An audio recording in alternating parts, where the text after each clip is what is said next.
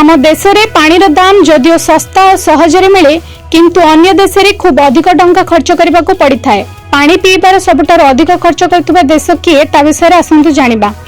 दुनिया सबुठार महंगा पानी स्विट्जरलैंड रे मिली थाए। एठारे 330 मिलीलीटर पानी बोतल दाम 347 टंका 9 पैसा रही। हिसाब से जदि 1 लिटर पानी मूल्य देखा जाए तेबे यह 1000 टंका अधिक रही है। 2 नंबर रही लक्समबर्ग। एठारे 330 मिलीलीटर पानी बोतल मूल्य 254 टंका रही। से भली डेनमार्क रे मध्य पानी 270 टंका 24 पैसा रही।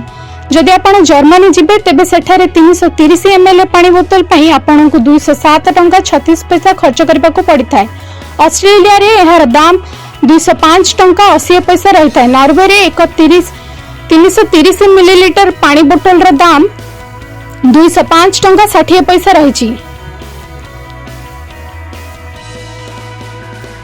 नॉर्वे रे 330 मिलीलीटर पानी बोतल दाम 205 टंका 60 पैसा रही। से भली बेल्जियम रे समान परिमाणर मूल्य 169 टंका 24 पैसा रही। कोस्टारिका रे 1 बोतल पानी दाम 175 टंका और ऑस्ट्रेलिया रे 330 मिलीलीटर पानी दाम 175 टंका 55 पैसा रही। से भली फिनलैंड रे जदि आमे देखिबा तेबे गोटे बोतल पानी मूल्य 137 टंका। से भली आइलैंड रे गोटे बोतल पानी दाम 135 टंका रही। प्यूटोरिको रे 1.5 लिटर पानी 132 टंका रे मिली थाए। से भली फ्रांस रे मध्य पानी सस्ता नुहे।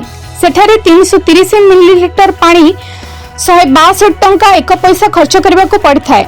सबुठारु महंगा पानी मिलुथुवा देश सूची रे हांगकांग रा नाम मध्य रही। एपरिकी बोतल पानी 129 टंका रे मिली थाए।